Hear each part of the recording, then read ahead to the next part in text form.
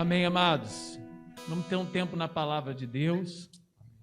O pastor Felipe hoje está ministrando louvor nos 2 cultos e vai trazer uma palavra especial para o nosso coração. É um amigo abençoado, que Deus o use poderosamente e ele possa ser boca de Deus neste lugar. Que Deus te abençoe. Após a mensagem, ele vai fazer uma oração e depois nós vamos ter a ministração da Santa Ceia. Tá? Não saia, tem esse tempo já preparando também para a Santa Ceia, prepare a mesa aí na sua casa para quem está nos assistindo online e aqueles que estão aqui presentes, nós vamos ter momento de servir aqui também.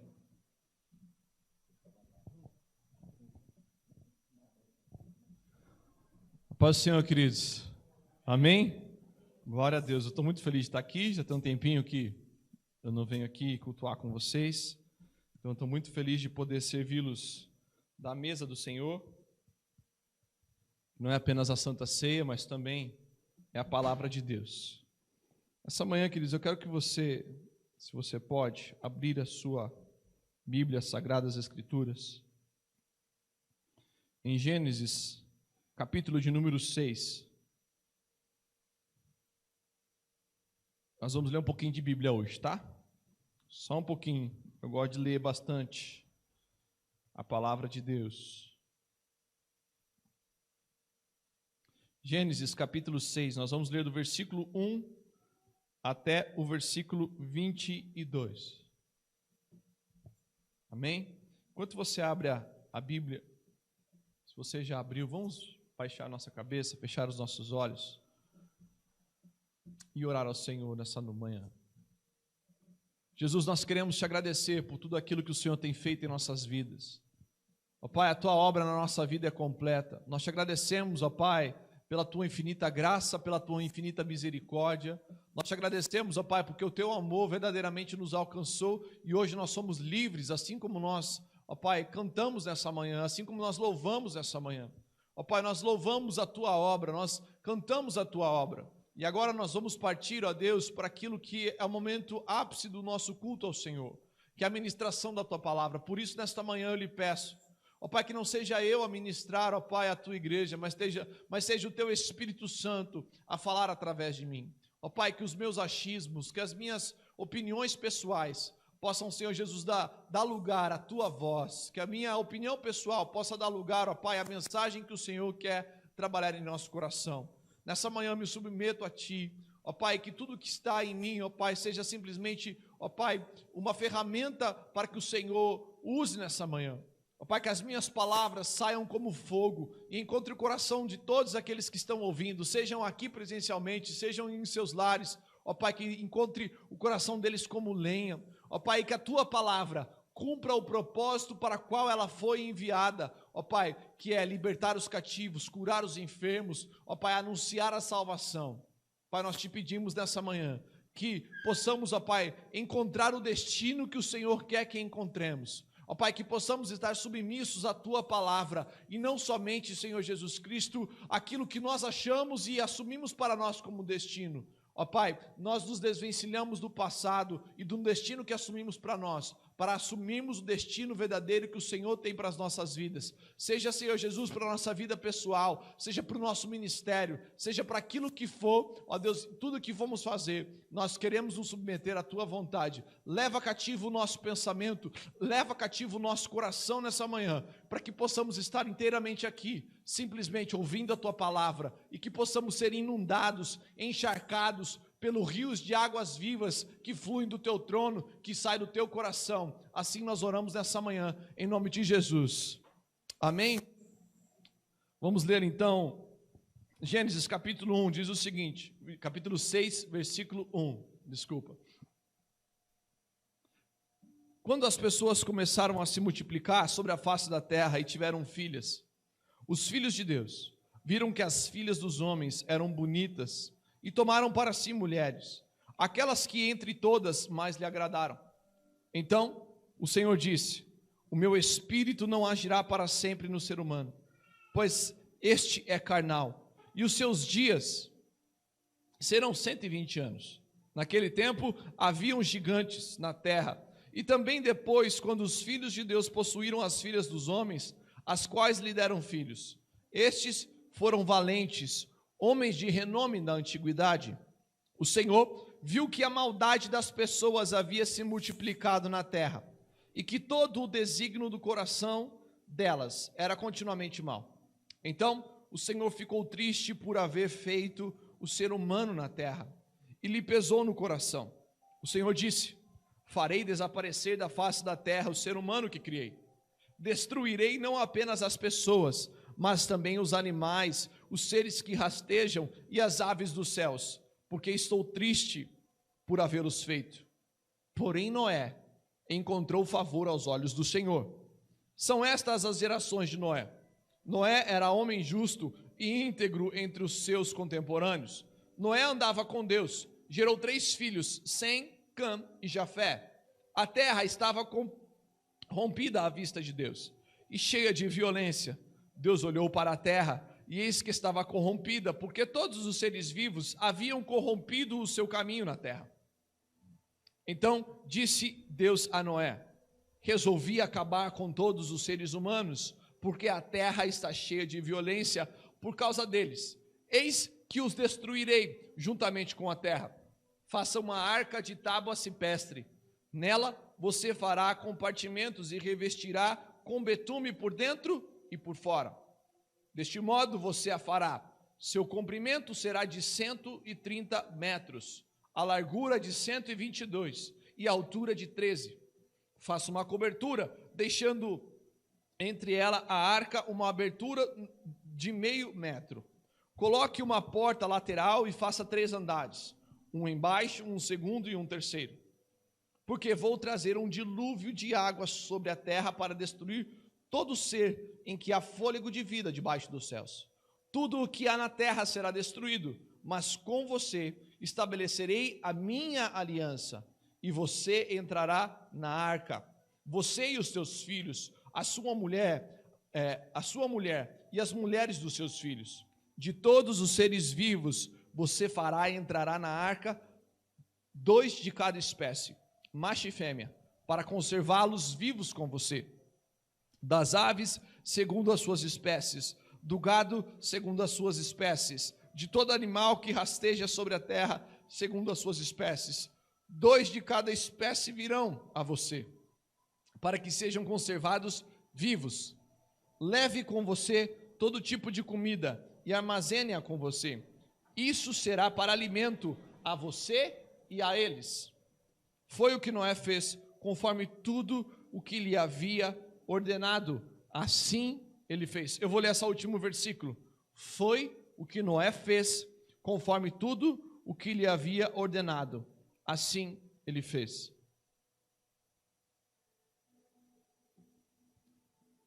Queridos, eu quero compartilhar com vocês uma mensagem que o Espírito Santo colocou no meu coração há um tempo atrás.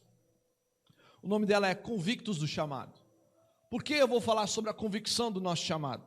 A palavra de Deus também nos diz que nós somos povo exclusivo, propriedade exclusiva de Deus, nação santa, sacerdócio real, chamados para o serviço. Muitas vezes nós estamos caminhando em nossa vida e porque achamos que a nossa vida está natural demais, ela está normal demais, ela vive dentro de um ciclo vicioso, nós achamos que nós somos chamados simplesmente a viver dentro desse círculo comum, como se a vida não houvesse um ineditismo, como se não houvesse nada demais na nossa vida, que nos tirasse desse ciclo vicioso em que você levanta de manhã, você vai para o trabalho, você almoça, você tem uma hora de almoço, depois você chega em casa, cuida dos filhos, limpa a casa, e aí você dorme de novo e amanhã começa tudo de novo. Como se o sábado fosse uma quebra da rotina e o domingo nós viéssemos para a igreja, mas a vida fosse só isso. Sabe? Dentro de nós existe uma chamada do Evangelho, existe uma chamada que Deus imputou em cada um de nós, não apenas para cumprir o ID, mas para nos relacionarmos com Ele. Eu quero que você compreenda uma coisa. Quando Deus criou os céus e a terra, Ele criou com o poder da sua voz. Quando Ele disse, haja separação entre os céus e a terra, haja separação entre as águas e o firmamento, haja separação, criem-se os animais. Quando Ele ordenou a água, crie os peixes. Tudo Ele fez, ou quase tudo, Ele fez com o poder da sua voz. mas quase tudo ele fez com o poder da sua voz. Existe algo que ele não criou com o poder da sua voz. Quando ele disse, façamos o homem a nossa imagem e a nossa semelhança. Quando ele foi criar o homem, ele não ordenou. Ele não criou da mesma maneira que ele criou todas as outras coisas. Mas ele desejou, assim, a Trindade colocou as suas mãos no homem. Depois ele colocou as suas mãos para formar a mulher e, consecutivamente, o primeiro matrimônio. O que nós temos aqui? Nós temos a revelação do desejo que há em Deus em se conectar com o homem, em fazer do homem um ser para si. Isso nos mostra o quanto Deus deseja estar conosco, a ponto de Filipenses capítulo 2, dizer que ele deixou o seu trono de glória, humilhou-se a si mesmo e assumiu a forma de homem para que nós pudéssemos ter acesso a ele novamente. Ou seja, Deus quer um relacionamento íntimo e profundo comigo e com você. E através desse relacionamento íntimo, nós refletimos a glória de Deus. Eu quero fazer que você pare e pense só um pouquinho. Eu acabei de beber água e vou beber de novo. Quando eu peguei esse copo, e eu deixei ele aqui, por causa que ele está meio suadinho, é mais fácil ainda que eu consiga identificar algo. Esse copo eu deixei o que nele quando eu toquei? O que eu consigo ver nele quando eu toco? As minhas impressões digitais. Porque é assim que acontece. Tudo que você toca, você deixa a sua impressão digital. Tudo que você toca nunca mais é o mesmo, porque você passou por ali. Da mesma maneira, quando Deus criou as nossas vidas, Ele precisou tocar. Assim, as impressões digitais de Deus estão no homem. Desde o seu primeiro fôlego de vida, quando o homem abriu os olhos pela primeira vez, quando ele respirou, o primeiro respirar dele é do ruá de Deus. Mas pastor, o que você está querendo dizer com tudo isso nessa manhã? O que eu estou querendo dizer é que o toque de Deus está em nós. O respirar de Deus está em nossas vidas. O relacionamento que Ele quer ter conosco é um relacionamento de intimidade. Para quê? Para que uma vez estando próximo dEle, estejamos convictos daquilo que Ele nos chamou para fazer. Porque o relacionamento com Deus é um relacionamento em que nós somos primeiro alvo do seu amor e graça, para depois sermos despenseiros desse mesmo amor e graça. Sabe, o pastor Edmur, ele tem uma veia missionária e isso é algo notório dele. Você vem aqui todas as vezes que eu venho para pregar, pastor. Todas as vezes eu vejo ele, não, porque agora nós vamos fazer uma viagem missionária para não sei aonde. Agora nós vamos trazer missionários de não sei de onde. Todas as vezes, todos os recursos da igreja, de vocês, são sempre direcionados para a propagação do evangelho. Mas, e quando nós perdemos a convicção do chamado? E quando nós perdemos o brilho dos olhos?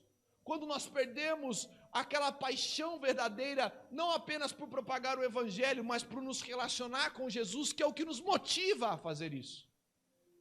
O que fazer? Como prosseguir? Como continuar vivendo uma veia missionária se nós perdemos o amor por Jesus? Se perdemos aquilo que realmente vai trazer a verdadeira motivação para cumprir o ID. Porque cumprir o ID, como bem disse o pastor aqui na Escola Bíblica Dominical, simplesmente para fazer uma ação social, nós estamos reduzindo o evangelho ao assistencialismo. E não podemos reduzir o evangelho ao assistencialismo, mas precisamos utilizar o assistencialismo como uma ferramenta para a propagação do evangelho. Por isso a convicção do chamado é uma convicção extremamente importante para as nossas vidas. Quando eu li aqui Gênesis capítulo 6, do versículo 1 ao 22, quando Deus ele olha para toda a humanidade, ele vê quem está corrompida, ele olha um ser humano, Noé, que não se corrompeu, e ele disse, eu vou fazer de você um homem que eu vou utilizar para que a humanidade não seja exterminada. Essa chamada de Deus para a vida de Noé é tão importante que quando Jesus ele vai apontar a sua segunda vinda, ele diz que será como nos dias de Noé, em que agora a arca dará lugar à igreja, onde as pessoas precisarão, para serem salvas, estarem dentro dessa arca. Porque o dilúvio vai vir e vai consumir tudo. O Senhor Jesus vai vir e a sua ira vai consumir tudo. Por isso precisamos, para cumprir o ID, colocar as pessoas dentro da arca, e a arca é a igreja. Mas eu quero dizer para vocês que os Noés dessa geração somos eu e você. Aqueles cujos quais Deus está confiando uma missão. Cada um de nós temos uma missão dentro do nosso coração que foi imputada e colocada por Deus. Não foi pelo pastor Edmur, não foi pela igreja do Nazareno, não foi pelo pastor Felipe Flores, não foi pelos pastores, não, foi Deus quem nos chamou. Eu gosto de fazer uma analogia, quando eu vou explicar para a igreja, como eu me sinto privilegiado em poder pregar a palavra, em poder louvar, em poder servir, seja o que for. Esses dias eu caí num choro, mas eu caí num choro como nunca na minha vida, porque na igreja onde eu sirvo, precisou que eu servisse a Santa Ceia, e eu nunca tinha parado para perceber que eu nunca tinha servido a Santa Ceia para a igreja e para os pastores.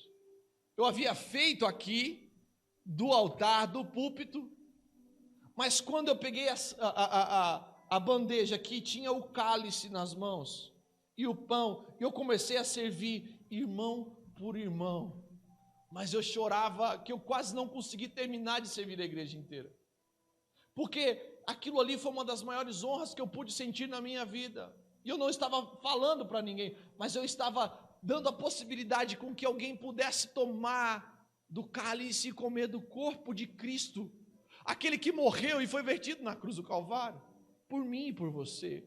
Existe algo muito mais profundo que isso, então eu não conheço. Você se tornar um com Jesus.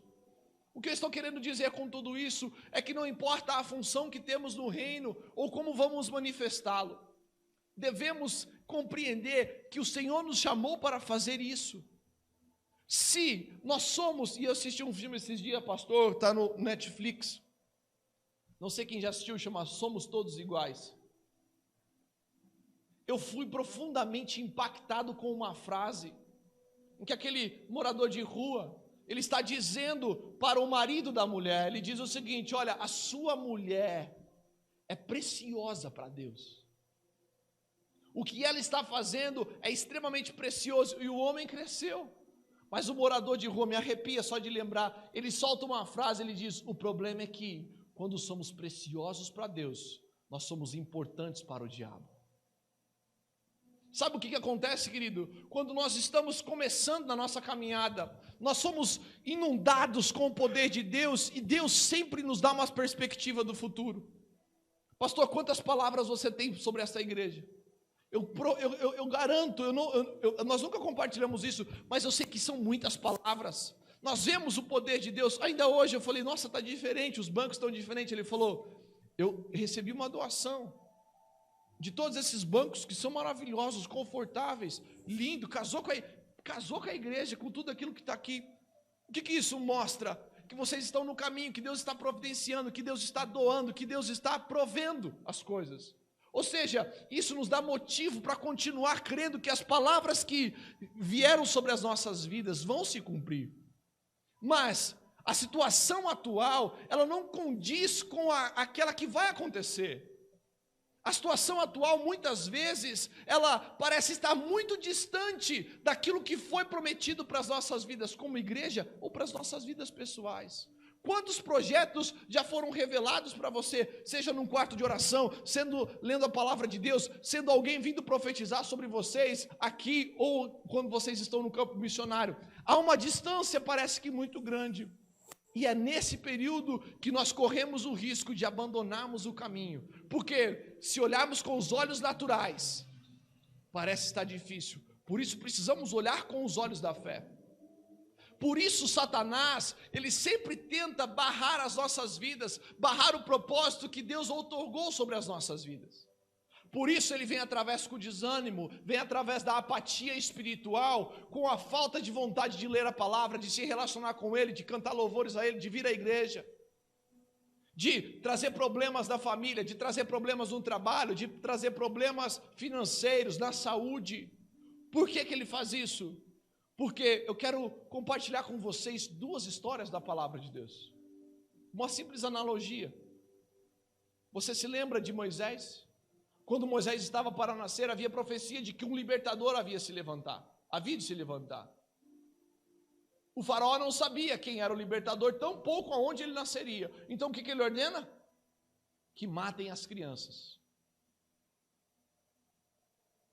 A ponto de que a mãe de Moisés tem que colocá-lo num cestinho e entrega ele no rio. Olha o desespero de uma mãe colocar um filho no rio e falar: Deus, cuida do menino. O menino, Deus é maravilhoso, né? Deus esconde o libertador dentro da casa de Faraó, que é o único lugar mais seguro, porque Faraó queria matar todo mundo. Deus fala: não, deixa que eu vou esconder ele aqui dentro então. Essa história parece peculiar para você? Depois de muito tempo, quando Herodes estava reinando, parece que ia surgir um outro libertador também, de nome Jesus Cristo de Nazaré. Ele não sabe quem será o libertador, ele não sabe quem será a pessoa que irá libertar, mas ele tem noção de que talvez essa criança já tenha nascido. Então, como não é possível abortá-lo dentro da barriga, porque não era possível matar a criança sem matar a mãe, ele diz o seguinte: vamos matar todas as crianças que possuem menos de 2 anos de idade. Sabe por quê? Eu vou te dizer uma coisa, queridos. Todas as vezes que libertadores vão nascer, o aborto, ele procura ser legalizado. É o que nós estamos vivendo nesses dias. A liberação do aborto é a tentativa de matar uma geração que vai libertar e vai pregar o evangelho, a geração do avivamento. A legalização do aborto é a tentativa da matança da vida in natura, ainda ali dentro. Hoje já é possível fazer isso, mas naquela época não era possível. Por isso precisamos nos levantar contra esse tipo de malignidade. Agora, se isso acontece na vida, isso também acontece nos propósitos. Satanás também quer matar os propósitos, mas ele sabe que se, uma vez que uma criança nasceu, cresceu e se estabeleceu, é muito mais difícil ele conseguir parar alguém maduro do que alguém que ainda é infanto, alguém que ainda é criança. Por quê? A criança é mais frágil. Os adultos possuem conexões. Eu caminhando com o pastor Edmuro e ele comigo, somos mais fortes do que caminhando sozinho. Eu caminhando com o Cezinha, somos mais fortes do que caminhando sozinho. Agora, se você possui um propósito de Deus na sua vida, meus amados, eu quero dizer uma coisa para vocês: ainda não se materializou, ainda não ocorreu, mas Satanás vai tentar matá-lo agora. Ele vai tentar colocar dentro de vocês a possibilidade de não cumprir. Ele vai trabalhar para que os propósitos de Deus não cumpra, ainda quando eles estão sendo gestacionados, ainda quando eles estão sendo gerados dentro de você. Por isso, eu quero ter a possibilidade de dizer para vocês aqui nessa manhã, meu primeiro ponto é: tenha plena convicção daquilo que Deus os chamou para fazer. Não pense porque ainda não aconteceu, que não vai acontecer, que Deus esqueceu, de que Deus não o chamou, de que Deus não vai fazer por você, porque você é povo exclusivo, você é propriedade dele, você foi uma nação, você faz parte de uma nação eleita e separada para cumprir o ID. E toda e qualquer mensagem que se levante contrária a esta, todo qualquer evangelho que se levante contrário a este, assim como Paulo diz, seja anátema, porque ele é uma mensagem de Satanás. O Senhor Jesus te chamou para cumprir o ID.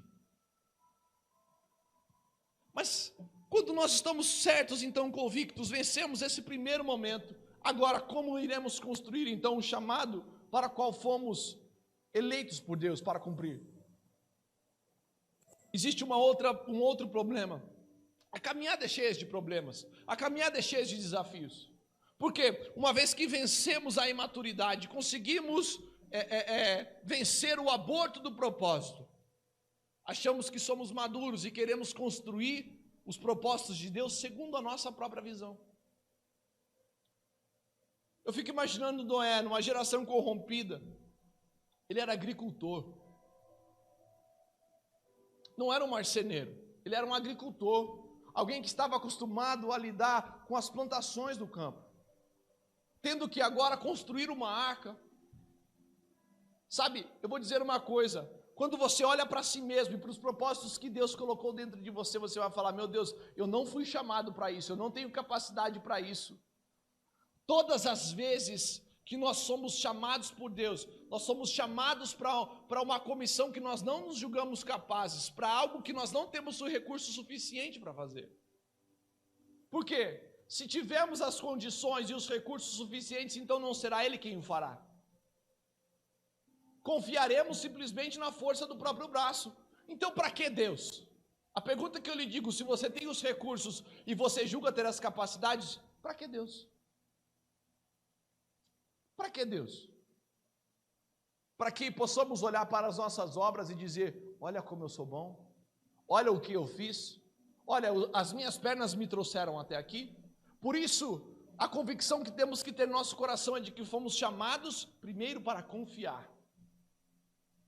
Por isso, não se amedronte se Deus te chamou para fazer algo que parece impossível, para algo que parece difícil, para algo que parece distante.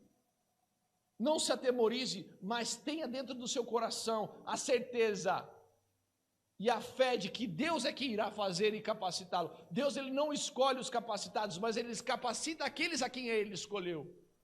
Por isso eu sempre digo, Deus é o Deus dos improváveis, o Deus dos incapacitados, o Deus daqueles que não se julgam capazes de fazer nada. Por isso, quando vocês forem construir aquilo que Deus os chamou, faça como Noé. Ele construiu segundo as diretrizes de Deus.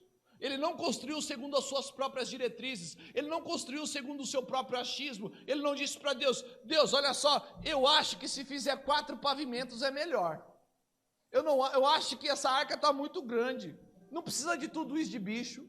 Eu acho que só para mim e para minha família uma arca desse tamanho, não vai rolar uma arca. Deixa eu fazer uma jangada. Coloca eu e minha família. O Senhor refaz de novo. Dá o poder da sua voz e recria os animais. Não, meus amados. Ainda que, veja só, nós não podemos confundir de modo nenhum a maturidade do nosso relacionamento com Jesus com a autossuficiência. Muitas vezes confundimos a maturidade com a autossuficiência. A maturidade é você saber, é você ter a sapiência, é você ter a sabedoria com a responsabilidade de permanecer nele. A autossuficiência é olhar para si mesmo e dizer, agora eu tenho capacidade o suficiente para construir sem consultar a Deus. Por isso, ainda que você vença essa dúvida que você tem a respeito do seu chamado, em nome de Jesus, hoje você vai sair daqui convicto que Deus te chamou para cumprir o propósito, que você vai sair daqui convicto que Deus te chamou para você estar na família que você está, porque Deus te colocou ali com um propósito, na família onde você está, na casa onde você está, no trabalho onde você está. Você é um porta-voz. Você é um diamante que Deus colocou ali para que a luz dele resplandeça através de você. Por isso a obra de Deus através da sua vida vai, primeiro, fazer com que ele seja visto em você, para depois ele ser visto através de você. Mas entenda uma coisa, depois que você vencer essa convicção, não se ache maduro o suficiente para virar as costas para Deus e falar, deixa que eu assumo daqui. Construa os teus propósitos segundo as diretrizes de Deus. Por isso, permita sempre que Ele toque em você. Agora, para Ele tocar em você, você precisa estar perto. Você precisa estar juntinho. Você precisa sentir o cheiro dEle e cheirar Ele. Você precisa se deixar, permitir ser tocado. Sabe, a palavra de Deus, ela sempre nos confronta, amados. Se nós adoramos a um Deus que sempre endossa tudo aquilo que fazemos, então nós estamos adorando uma divindade que nada mais é do que eu deizado, eu divinizado. Uma imagem de mim transformada em Deus. Se o Deus que somente me acaricia, Deus, Ele é acolhedor sempre, mas depois que Ele acolhe, assim como Ele fez com a prostituta, Ele diz, quem está aqui para te acusar? Ele protegeu ela, Ele livrou ela da morte, mas Ele diz, vai e não peques mais. Ou seja, Deus sempre nos acolherá para depois, primeiro Ele nos beijará, para depois Ele apresentar a vara. Saiba de uma coisa, construa os teus propósitos segundo as diretrizes de Deus. O meu terceiro ponto, que eu quero dizer para vocês, é que dentro desse processo parece que é só luta. Quantos e quantos de nós nos perdemos no meio do processo porque estamos com os olhos fitos somente no final? Quem já foi à praia aqui? É muito gostoso ir à praia, mas a imaturidade, as crianças que são imaturas, elas geram cada vez mais dificuldade durante a viagem. Eu mesmo era assim. A cada 10 minutos, papai já chegou? Papai, falta quanto tempo? Papai, falta quanto tempo? Porque a ansiedade de ver o propósito cumprido nos tira o prazer do processo. Existe um prazer no processo. Existe um prazer, porque no meio do processo é quando nós estamos cada vez mais perto de Deus.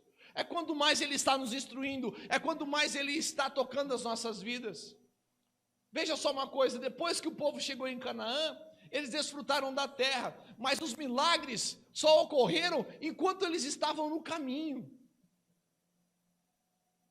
Por que nós queremos chegar em Canaã e desprezamos as experiências do processo? O processo é algo de Deus para as nossas vidas, porque é o meio pelo qual Ele utiliza-se para se revelar como um Deus de mão forte, mão poderosa.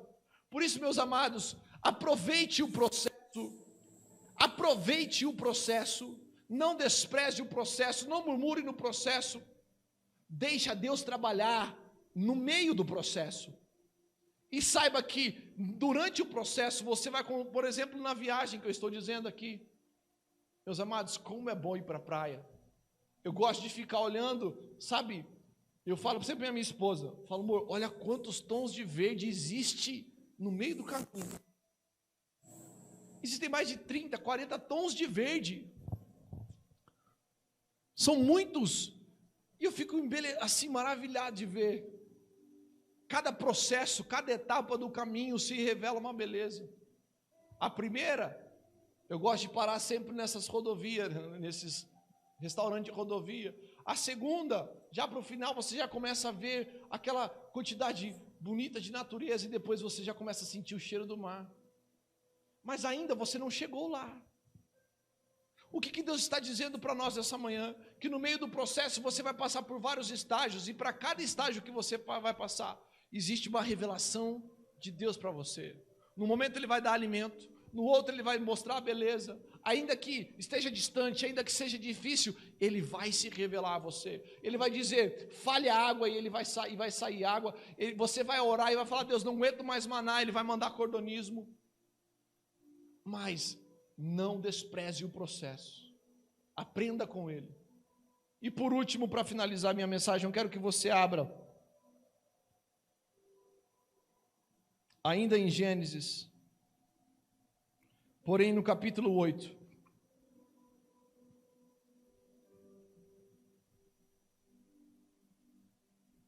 Desculpa, Gênesis 9, versículo 20.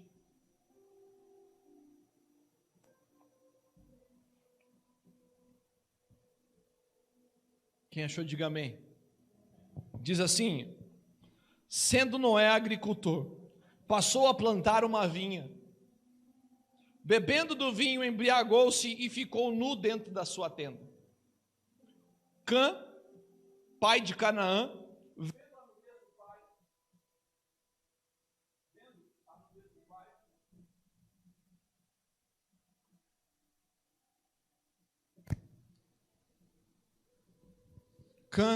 vendo a nudez do pai, foi contar isso aos seus 2 irmãos, que estavam do lado de fora. Então Sem e Jafé pegaram uma capa, puseram-no sobre os seus próprios ombros, e andando de costas e com os rostos desviados, cobriram a nudez do pai, sem que a vissem.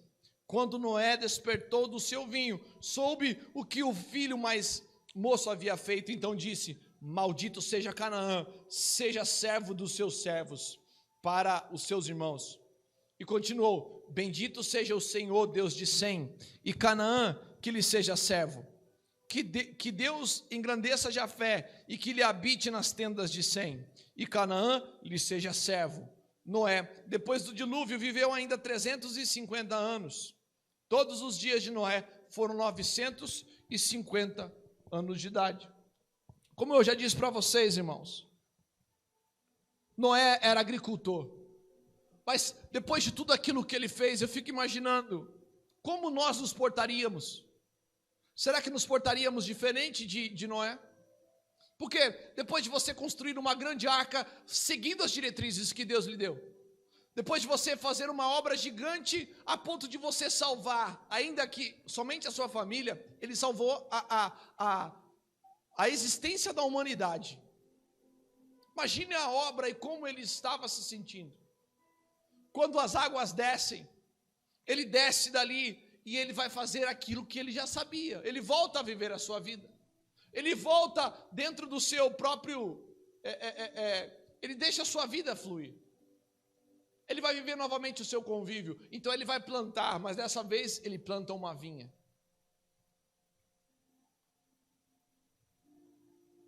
Eu tenho certeza que ele não plantou uma vinha simplesmente para comer uvas.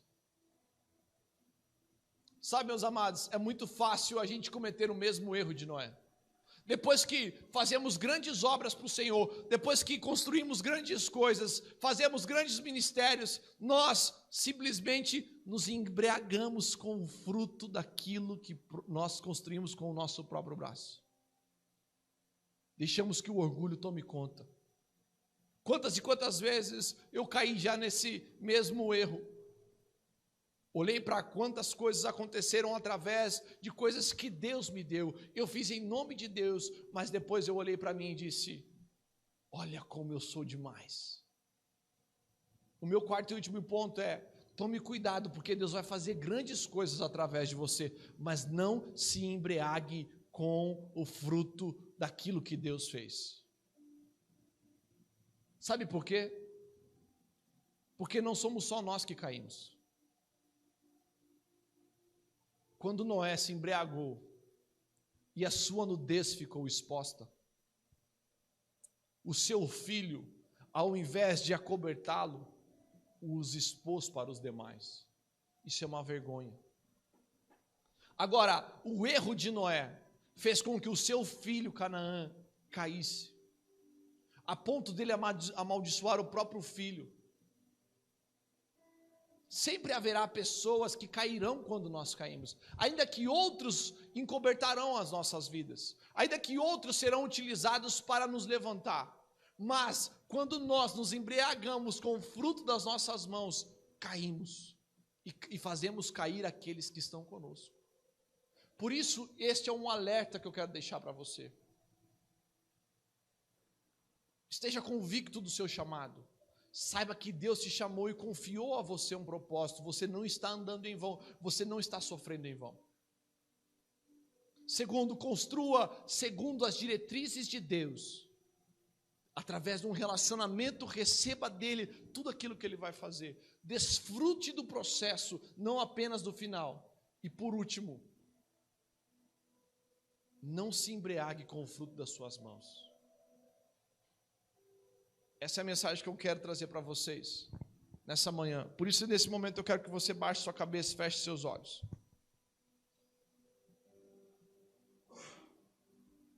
Nós já vamos servir a ceia. Nós vamos nos preparar para participar do corpo e do sangue de Jesus. Na oração sacerdotal de Jesus, em João capítulo 17, ele diz: Pai, que eles sejam um comigo, assim como eu sou um com o Senhor. Esse é o desejo de Deus para as nossas vidas. Esse é o desejo de Jesus, o seu Filho, para mim e para você. Que sejamos um com Ele, assim como Ele é um com o Pai. Não existe uma unidade mais íntima e perfeita do que a que há entre Deus Pai e entre Deus Filho. E é assim que Ele estende a unidade para conosco. Desse mesmo nível de intimidade, desse mesmo nível de interação, é assim que Deus nos chama. É assim que Jesus, Ele nos possibilita que nos relacionemos com Ele. Profundidade relacionamento. Agora, se somos um com Jesus, também seremos um com os seus propósitos. Seremos um com a cruz, mas também seremos um com a sua ressurreição, seremos um com a sua missão, seremos um com aquilo que Ele vai outorgar sobre as nossas vidas. Ele diz: obras maiores do que eu fiz vocês farão, obras maiores e melhores. Meus amados, nós temos, através do Espírito Santo que operou em Jesus, Ele também opera em nós, temos a mesma possibilidade de cumprir os sinais que Ele nos outorgou. Agora, se deixamos morrer a convicção do chamado em nossas vidas, estamos abortando no início já o processo que Ele quer cumprir. Por isso eu creio que Deus me enviou aqui nesta manhã para restaurar a sua fé, para te endireitar no caminho que você talvez estivesse abandonando.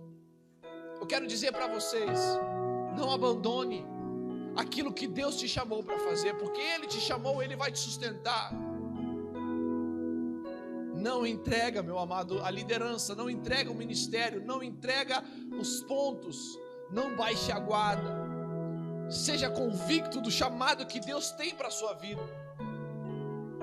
Eu vou orar com você nessa manhã, para que Deus restaure sobre a sua vida aquilo que Ele já colocou aí dentro. Senhor Jesus, nós queremos nesse momento erguer as nossas vozes em petição a Ti, em clamor ao Senhor. Restaura a fé do coração daqueles que estão esmorecendo, que estão, ó Deus, desanimando e que, ó Deus, perderam o senso do propósito e a convicção do chamado. Ó Pai, que esta igreja que possui uma veia missionária possa de fato, Senhor Jesus, caminhar sobre esta convicção.